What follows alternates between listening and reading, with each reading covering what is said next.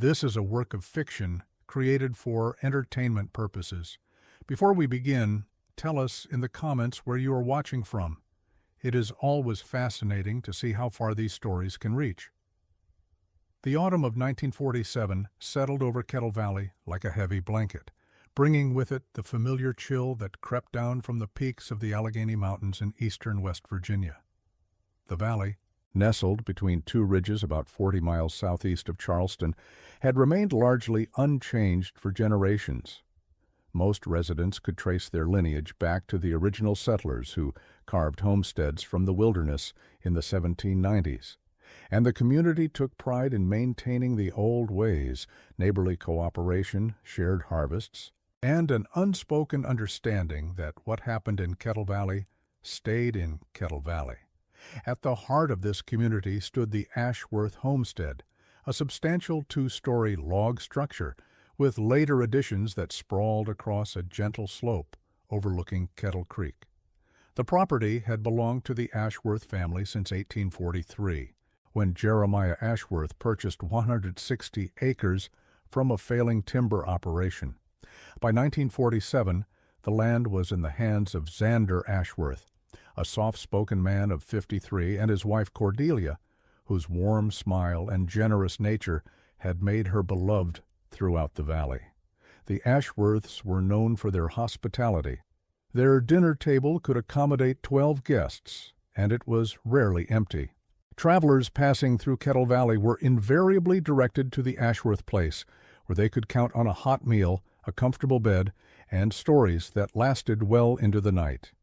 Cordelia's preserves were legendary, and Xander's knowledge of the mountain trails made him an invaluable guide for anyone seeking to cross the rugged terrain safely. Local folklore held that no stranger had ever left the Ashworth homestead hungry or unwelcome. This reputation for kindness extended back decades. County records from the 1920s show that the Ashworths regularly took in transients during the lean years following the coal mine closures. During the harsh winter of 1936, when a late blizzard stranded a family of 5 from Pennsylvania, the Ashworths housed and fed them for 6 weeks until the roads cleared. The grateful family sent letters of thanks for years afterward, praising not only the material aid, but the genuine warmth they had received during their unexpected stay. Yet for all their apparent openness, the Ashworths maintained an air of mystery that some neighbors found intriguing and others mildly unsettling. They had no known relatives outside the valley, received no mail beyond the occasional government correspondence, and, despite their obvious education and refinement, seemed to possess no history prior to their arrival in Kettle Valley in 1923. When asked about their past, they would deflect with humor or change the subject so skillfully that most people found themselves talking about something else entirely before realizing they had received no answer. The first hint that something was amiss came in September 1947, when Bartholomew Rutledge, a traveling salesman from Wheeling, stopped at the Ashworth homestead seeking directions to Lewisburg. According to his planned itinerary, filed with his employer at Morrison & Sons Hardware Supply, Rutledge intended to spend one night in the valley before continuing south. He was never seen again. His Model T Ford was found 3 weeks later, stuck in the mud beside an old logging road 8 miles from the Ashworth property. The vehicle was intact, his samples case was undisturbed, but Rutledge himself had vanished without explanation. The local constable, Hiram Dockery, conducted what he termed a thorough investigation. His report, archived in the Braxton County Courthouse, runs barely 2 pages and concludes that Rutledge likely became lost in the woods and perished from exposure or injury. The report notes that tracking dogs brought in from Charleston lost the scent at the creek behind the Ashworth property, but attributes this to the passage of time and recent rainfall. When questioned, both Xander and Cordelia stated that while Rutledge had indeed stopped for dinner and directions, he had declined their invitation to stay the night and departed around sunset on September 18th. What the official report failed to mention was noted in the personal journal of Dr. Ambrose Hartwell, the valley's only physician, who had been asked to examine the abandoned automobile. In an entry dated October 15, 1947, Dr. Hartwell wrote that he found dried blood on the driver's seat and floorboard, though not enough to indicate serious injury. More puzzling were deep scratches in the interior upholstery that appeared to have been made by fingernails, as if someone had clawed frantically at the fabric. When he reported these findings to Constable Dockery, he was told they were likely the result of animals getting into the vehicle after its abandonment. The disappearance of Bartholomew Rutledge might have been forgotten as an unfortunate but not unprecedented tragedy in a region where people occasionally vanished into the unforgiving wilderness. However, it was followed by a pattern of similar incidents over the following months. In November 1947, Minerva Blackthorne, a spinster from Huntington seeking to purchase hand-woven textiles for her shop, failed to return from a buying trip that included a stop at the Ashworth homestead. In January 1948, two representatives from the State Agricultural Extension Service, conducting a survey of mountain farming practices, disappeared after visiting several properties in the valley, with the Ashworth place being their final recorded stop. Each disappearance followed the same general pattern. The missing persons were traveling alone, had limited connections to anyone in the immediate area, and had last been seen in the vicinity of the Ashworth property. In each case, the Ashworths readily admitted to having met with the individuals, but maintained they had departed safely after completing their business. No evidence of foul play was ever discovered, and the official explanations consistently pointed to the hazards of mountain travel: sudden weather changes, unmarked trails, hidden ravines, and the dozens of abandoned mine shafts that pocked the landscape.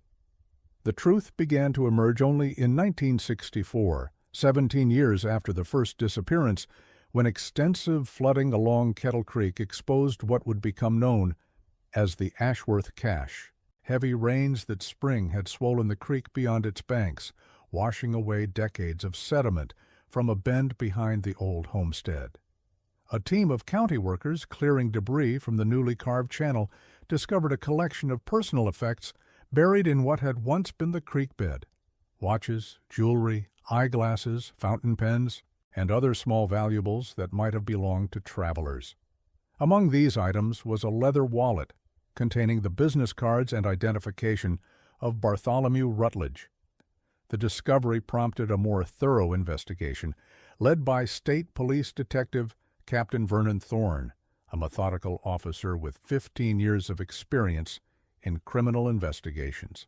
Captain Thorne's subsequent report, filed on August 19, 1964, and now housed in the West Virginia State Archives, paints a disturbing picture of systematic deception and possible homicide spanning more than 2 decades. According to Captain Thorne's investigation, the Ashworths had maintained detailed records of their guests, including names, origins, destinations, and personal possessions. These records, found in a hidden compartment beneath the kitchen floorboards, suggested that between 1923 and 1948, at least 23 individuals had disappeared after staying at the Ashworth homestead. The records were kept in Cordelia's precise handwriting and included observations about each visitor's habits, vulnerabilities, and potential value as what the documents cryptically referred to as subjects. One of the most chilling discoveries was a series of letters addressed to various law enforcement agencies and government offices, drafted but never sent, expressing concern about the disappearance of travelers in the Kettle Valley area. These letters, apparently written by the Ashworths themselves, demonstrated an intimate knowledge of investigation procedures and showed how they had carefully crafted their responses to official inquiries to deflect suspicion while appearing cooperative and concerned. The investigation also revealed that the Ashworth property contained several underground chambers and modified root cellars that showed signs of recent use, despite the family having abandoned the homestead years earlier.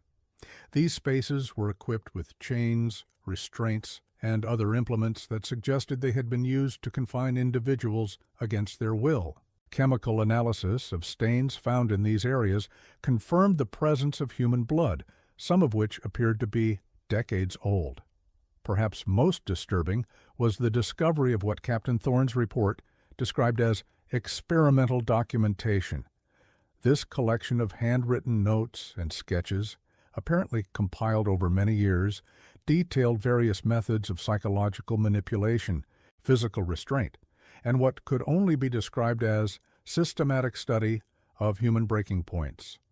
The documents suggested that the Ashworths had been conducting some form of research on their captives, though the ultimate purpose remained unclear from the surviving records.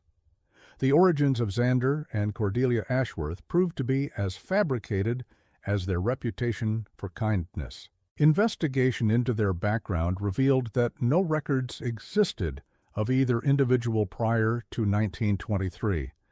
The names themselves appeared to be aliases, and their true identities were never conclusively established. Bank records showed that they had purchased the Kettle Valley property with cash and had maintained their lifestyle through the systematic liquidation of items that matched descriptions of possessions carried by missing travelers. Interviews with longtime Valley residents conducted by Captain Thorne's team in 1964 revealed that several people had harbored suspicions about the Ashworths for years, but had remained silent out of fear or uncertainty.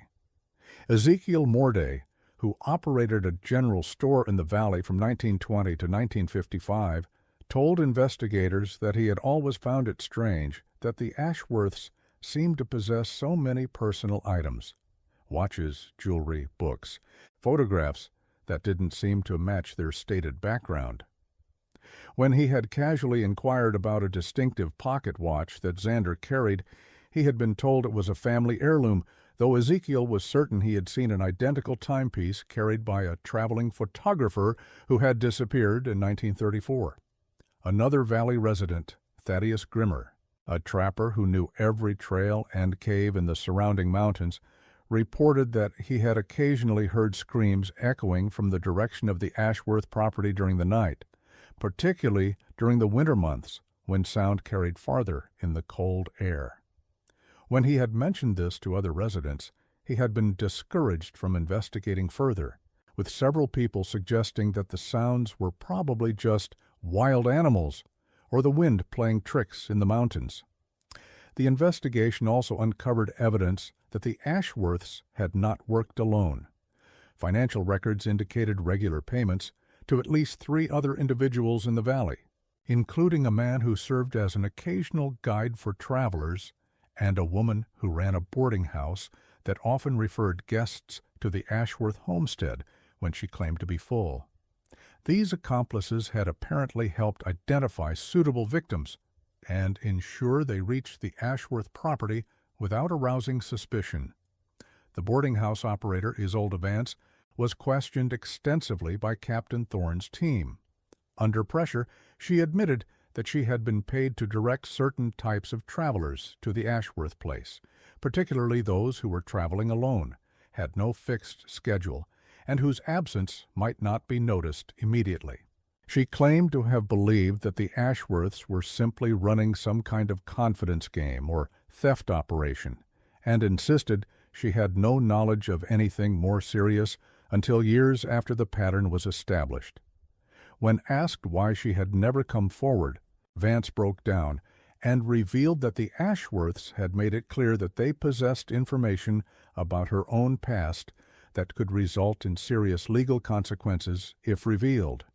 She had been trapped in a web of mutual blackmail that made escape impossible without implicating herself in multiple crimes.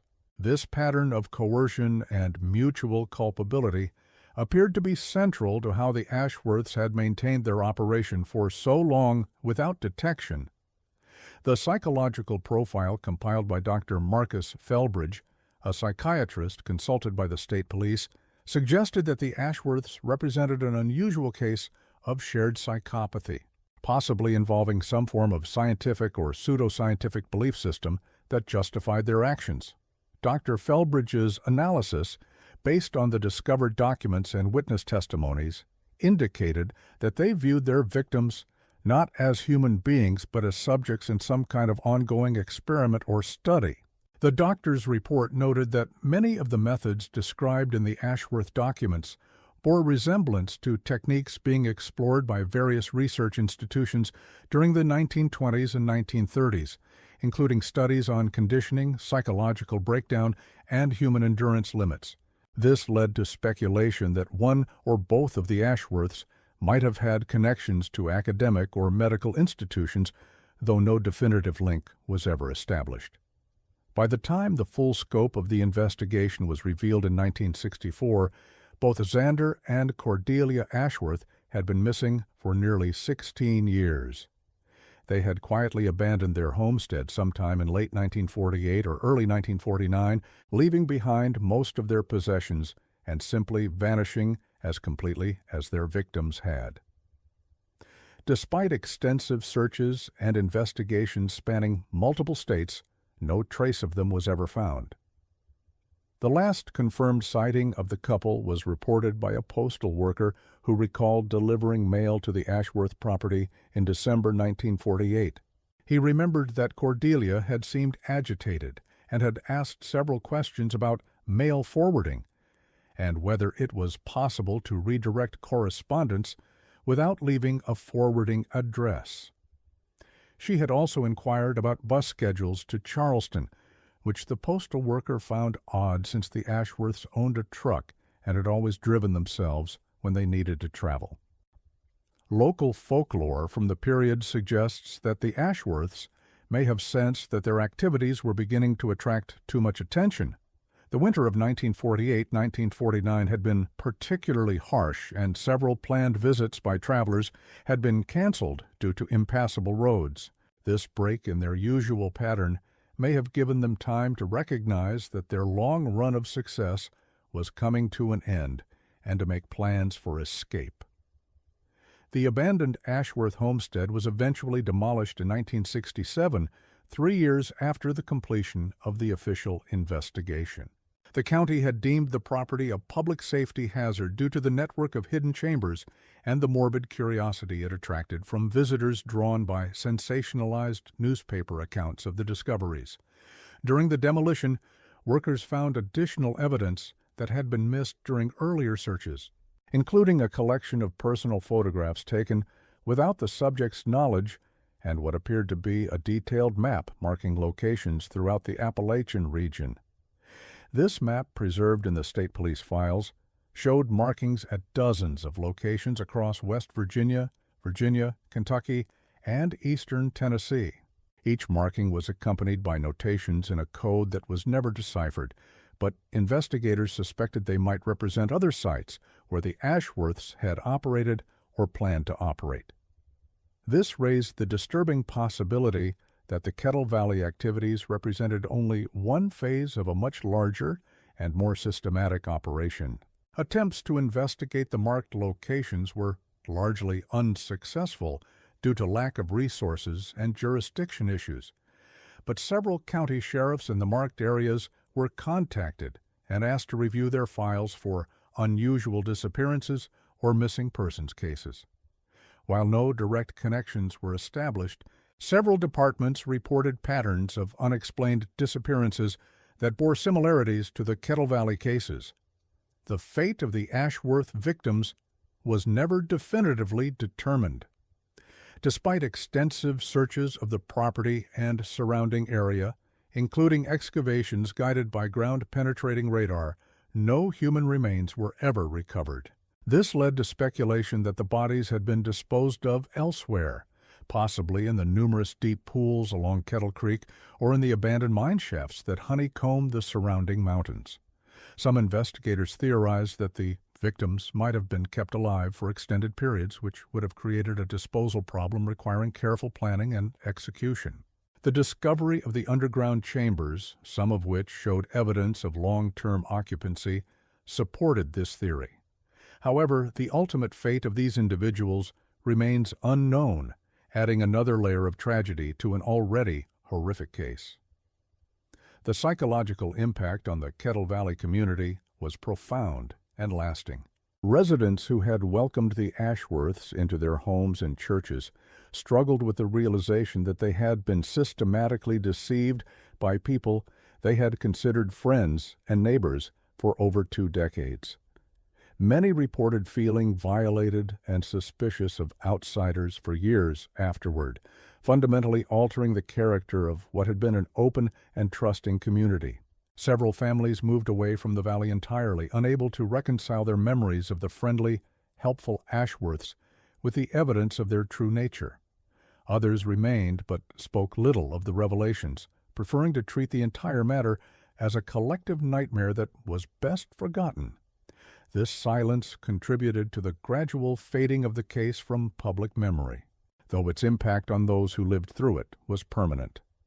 The investigation also revealed troubling questions about the adequacy of law enforcement in rural areas during the period in question. The repeated failure to properly investigate disappearances, the lack of coordination between jurisdictions, and the ease with which the Ashworths had manipulated official inquiries highlighted systemic weaknesses that allowed the operation to continue undetected for so long. Captain Thorne's final report included recommendations for improved procedures for investigating missing persons cases, better coordination between agencies, and more thorough background checks for individuals establishing residence in isolated communities. While these recommendations were officially adopted, implementation was sporadic and often dependent on local initiative and resources. The case also raised disturbing questions about the potential for similar operations to exist undetected in other remote communities.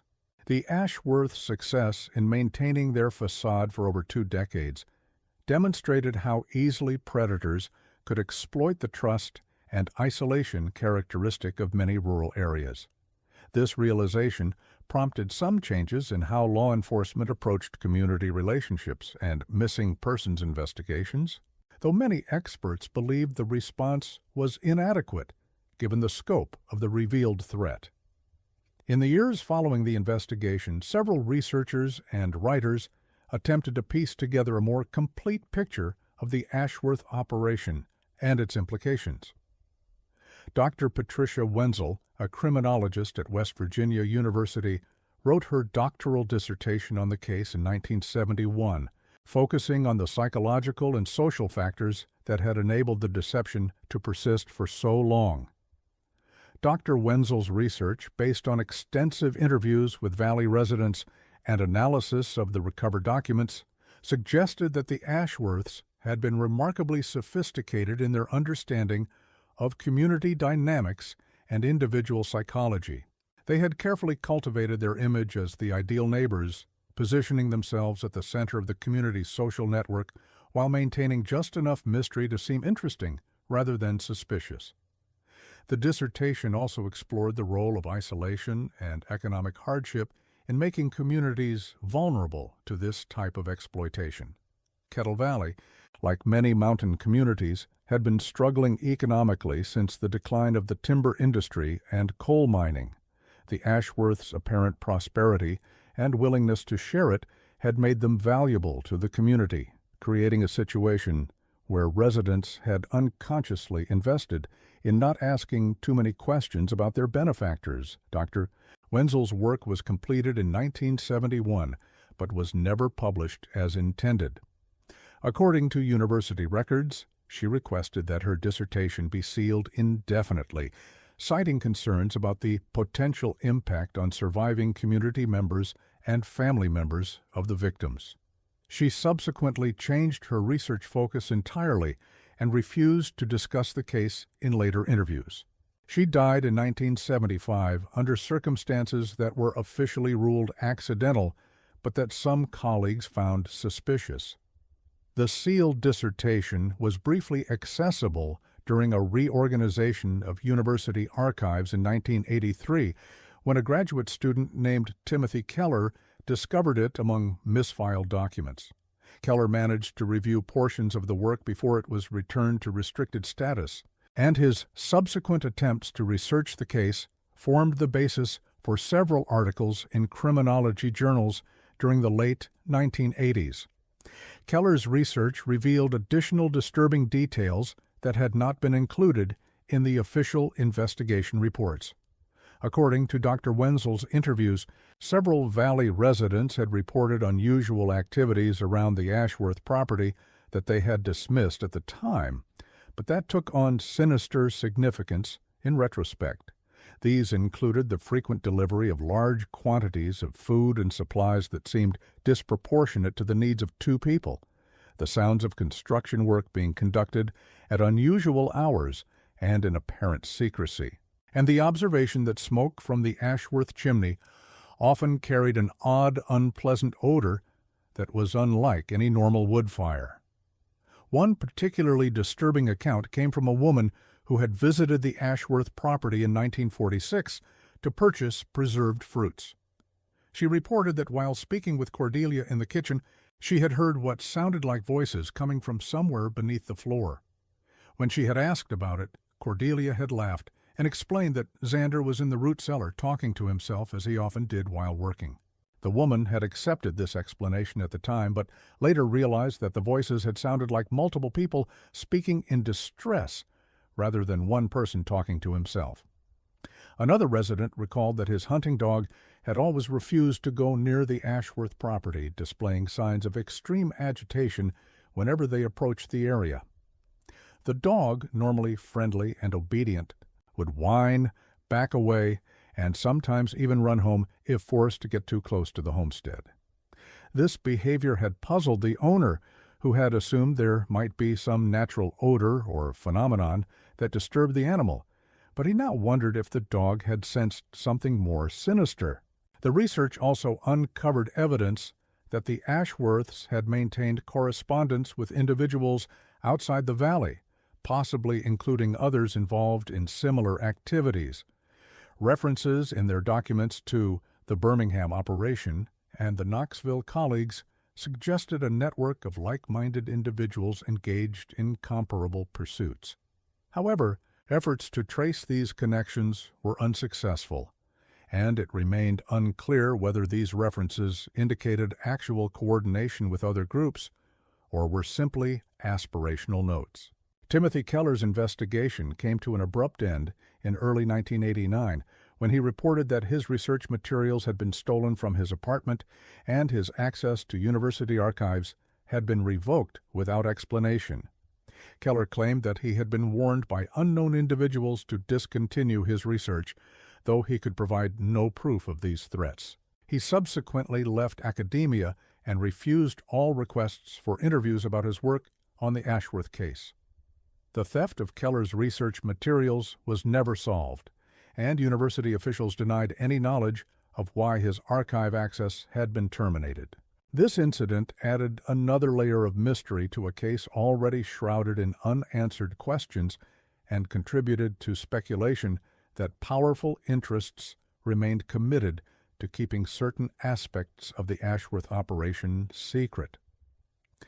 In 1992, the area where the Ashworth homestead had stood was converted into a small public park as part of a county initiative to attract tourism to the region. The park includes a simple memorial noting that the site was once home to victims of a tragic crime, though it provides no details about the nature of that crime. Local officials felt that acknowledging the area's history while avoiding specifics would satisfy both the need for commemoration and the community's desire to move forward.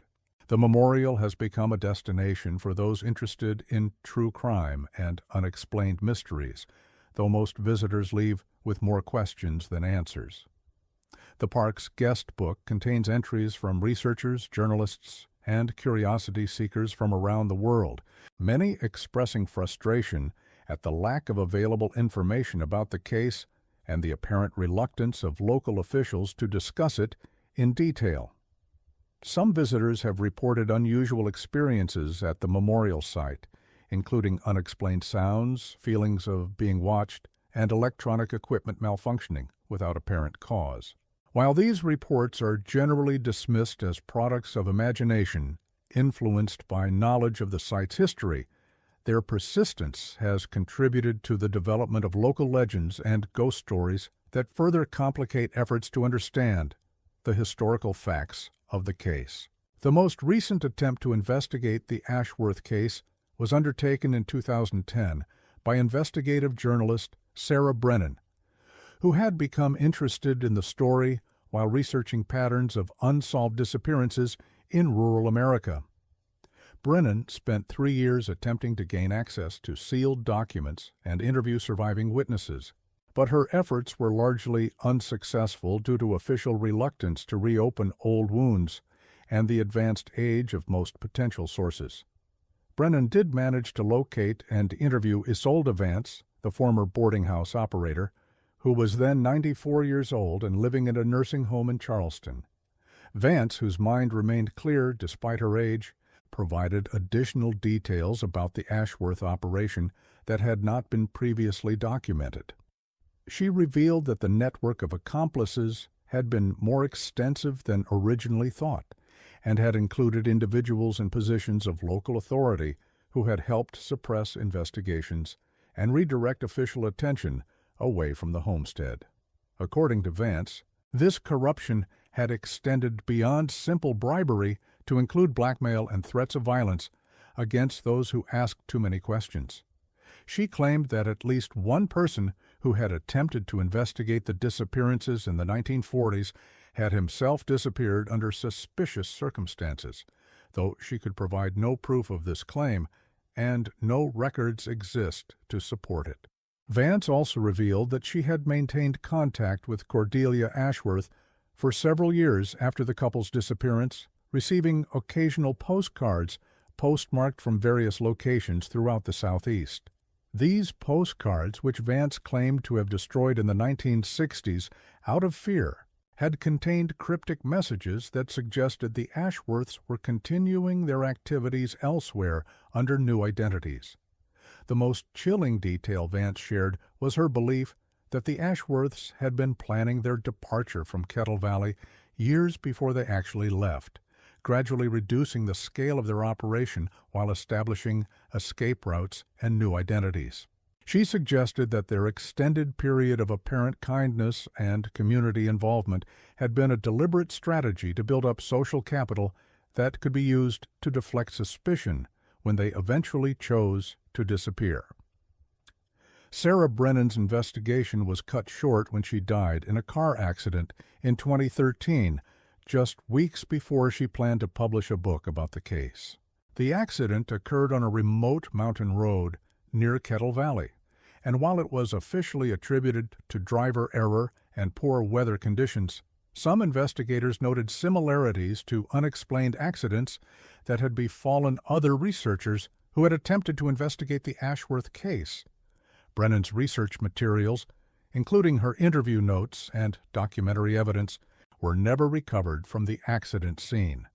Her publisher, who had been expecting to receive the completed manuscript, reported that Brennan had been extremely cautious about backing up her work and had insisted on maintaining control of all copies until publication. The loss of these materials represents another significant setback for understanding the full scope of the Ashworth operation and its long-term impact. Today, more than 70 years after the first known disappearance in Kettle Valley, the case of Xander and Cordelia Ashworth remains officially unsolved. The couple was never located, the fate of their victims was never determined, and the full extent of their network of accomplices was never uncovered. What is known represents only the tip of an iceberg whose true dimensions may never be fully mapped. The case stands as a reminder of how easily evil can disguise itself as good, how trust can be weaponized against the innocent, and how isolation and economic hardship can create conditions where predators can operate with impunity for extended periods. It also demonstrates the challenges faced by law enforcement in investigating complex crimes that span multiple jurisdictions and time periods, particularly when those crimes are committed by individuals skilled in deception and manipulation.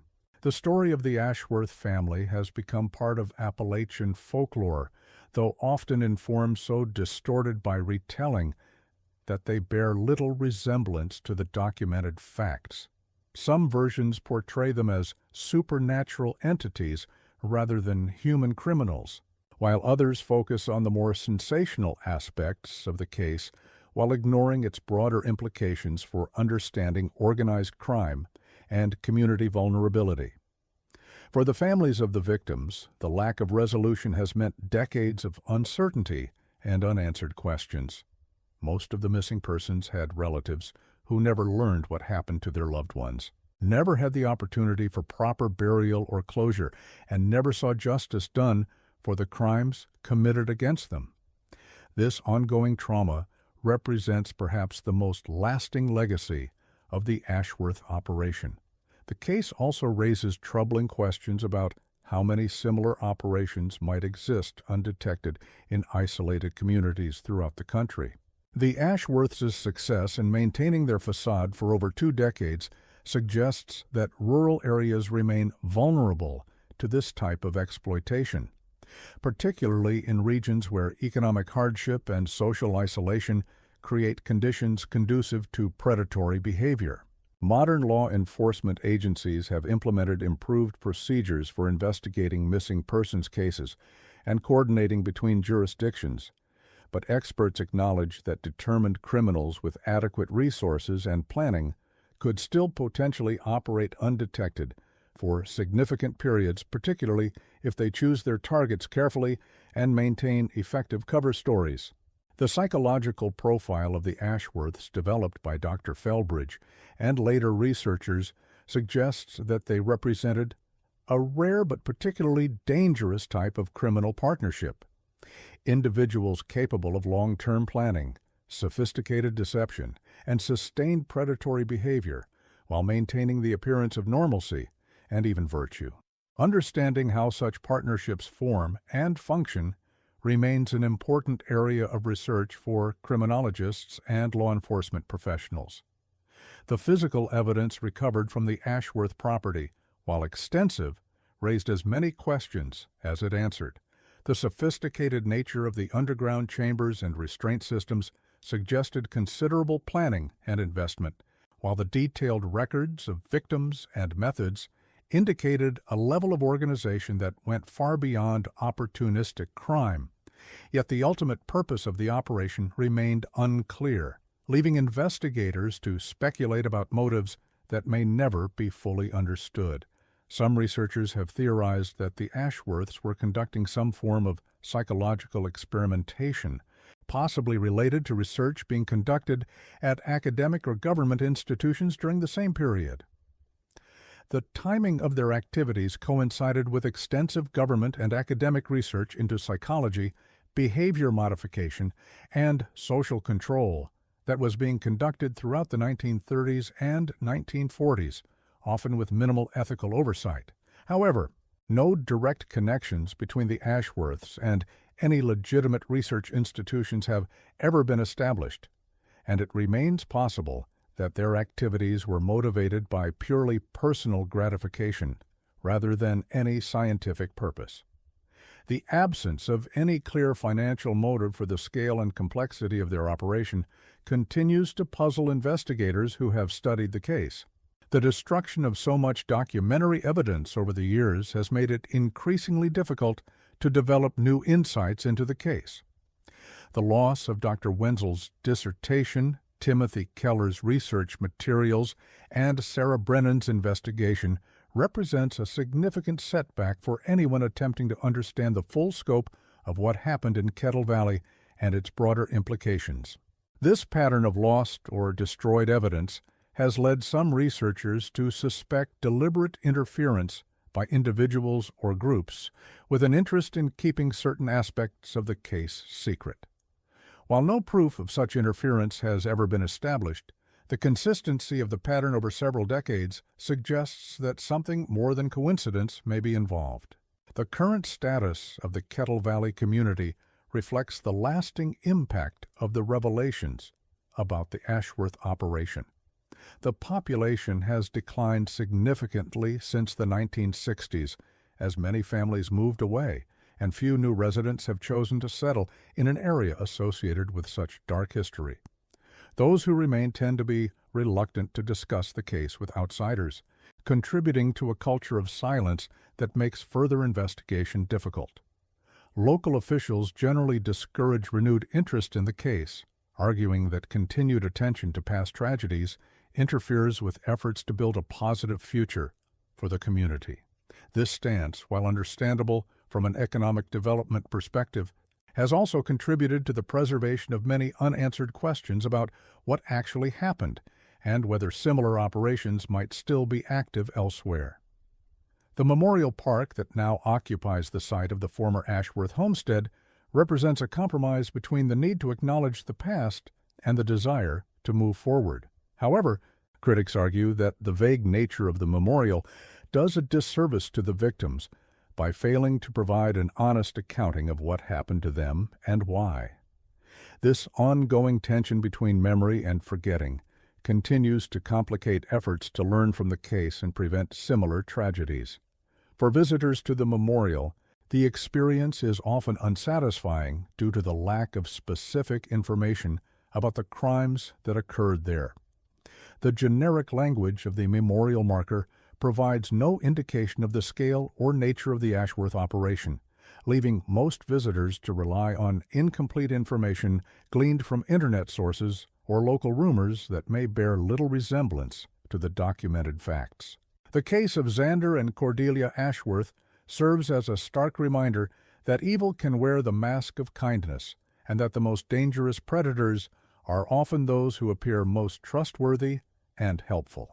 Their ability to maintain their deception for over 2 decades while systematically victimizing travelers demonstrates the vulnerability of individuals who find themselves isolated and dependent on the kindness of strangers.